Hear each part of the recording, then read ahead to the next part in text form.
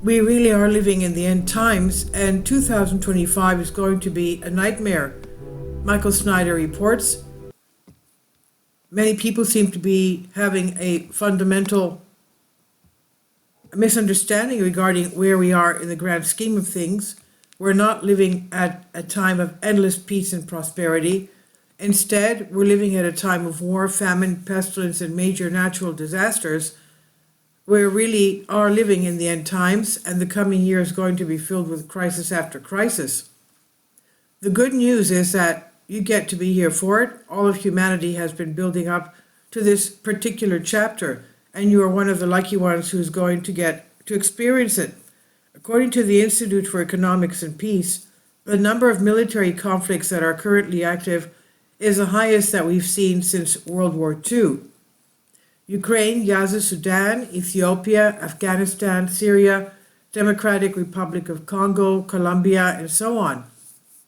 There are up to 56 active conflicts in the world, the highest number since World War II. Moreover, these carry an increasingly international component, with 92 countries involved in wars outside their borders. These are data from the latest Global Peace Index produced annually by the Institute of Economics and Peace, IEP, a think tank that analyzes everything from military investment and the cost of violence to military laws and deaths in combat in 163 states and territories.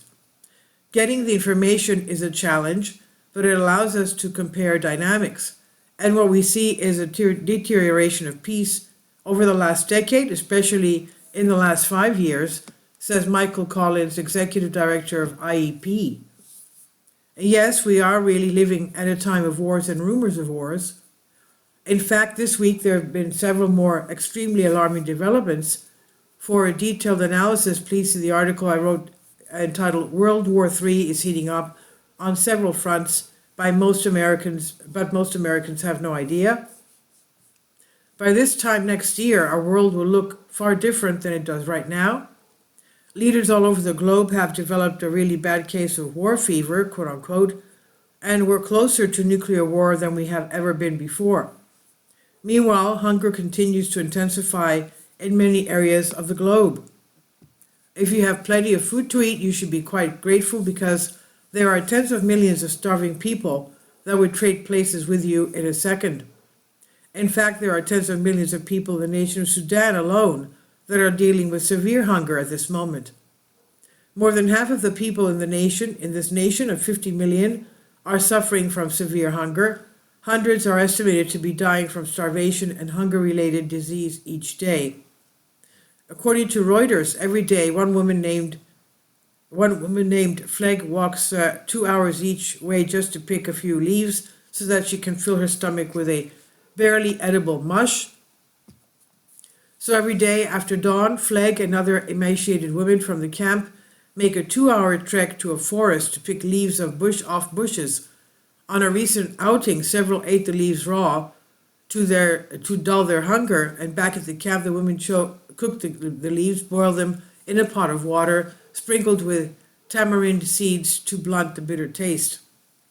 For Fleg and the thousands of others in the camp, the barely edible mush is a daily staple. It isn't enough. Some have starved to death, camp medics say. Fleg's mother is one of them. I came here and found nothing to eat, said Fleg. There are days when I don't know if I'm alive or dead. And this is how people are really living on the other side of the planet. Hunger is rising all over the world, but most Americans do not care because it's not affected them. I believe that global hunger will get worse in 2025, even worse, and I'm convinced that pestilence will also be a major theme during the upcoming year.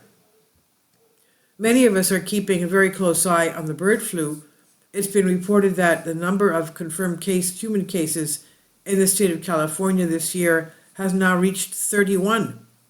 The California Department of Public Health, CDPH, on November 27, warned residents about a second batch of raw milk on retail shelves that had tested positive for avian flu virus.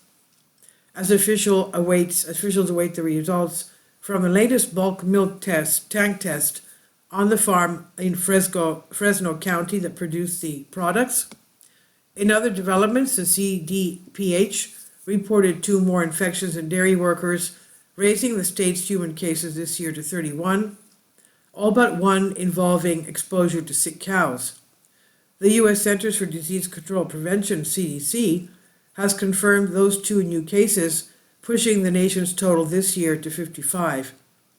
Will this be the next great public health crisis? I don't know. Scientists are also deeply concerned about outbreaks of the Marburg virus, a new strain of Mpox and Oropouch. A warning has been issued to travelers over the spread of 3 diseases, including the Marburg virus. It's a close cousin of Ebola that's been dubbed the bleeding eye virus due to one of its symptoms.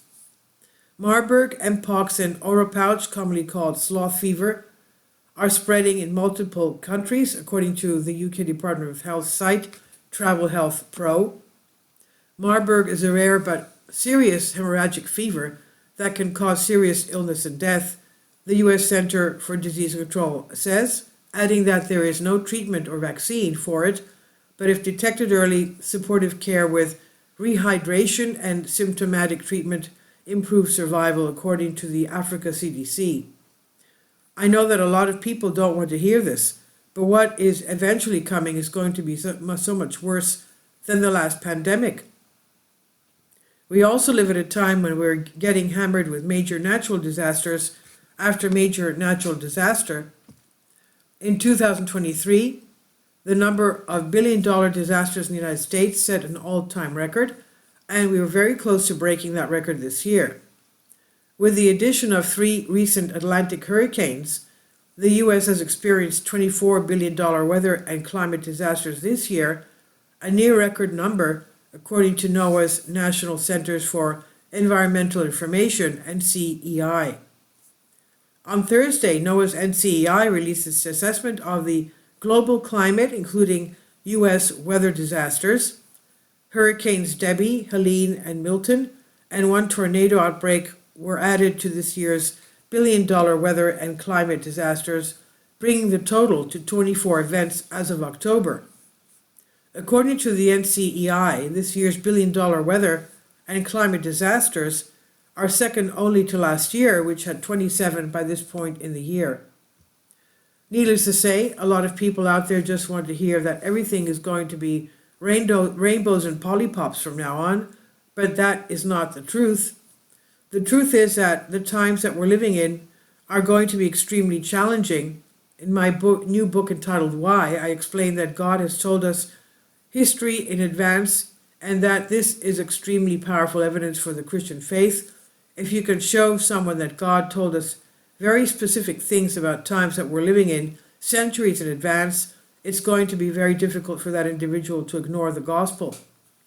So many experts are giving us their opinions about what our future will look like. But if you want to know what our future is going to look like, just read the book of Revelation. We are the book of Revelation generation, and there is no other time in all of human history that I would have rather lived than right now. This is from Michael Snyder on the Economic Collapse blog. Please leave your comments, and thank you for your support. About the author, Michael Snyder's new book, Why, is available on paperback and for Kindle on Amazon. He's also written 8 other books available on Amazon, including Chaos, End Times, 7-Year Apocalypse, Lost Prophets of the Future of America, The Beginning of the End, and Living a Life That Really Matters. When you purchase any of Michael's books, you help to support the work that he's doing. You can also get his articles by email as soon as he publishes them by subscribing to his Substack newsletter. Michael has published thousands of articles on the Economic Collapse blog, End of the American Dream, and the Most Important News, and he always freely, happily allows others to republish those articles on their own websites. These are such troubled times and people need hope. John 3:16 tells us about the hope that God has given us through Jesus Christ. For God so loved the world that he gave his only begotten Son, that whosoever believeth in him should not perish but have everlasting life. If you have not already done so, we strongly urge you to invite Jesus Christ to be your Lord and Savior today. Please leave your comments and thank you for your support. Please support my Patreon account. The daily posts are 5 videos daily, and they are totally different from what I have on my YouTube channel. Thank you so much for your support and that you find all my content so interesting. You'll find the Patreon account details in the description box below.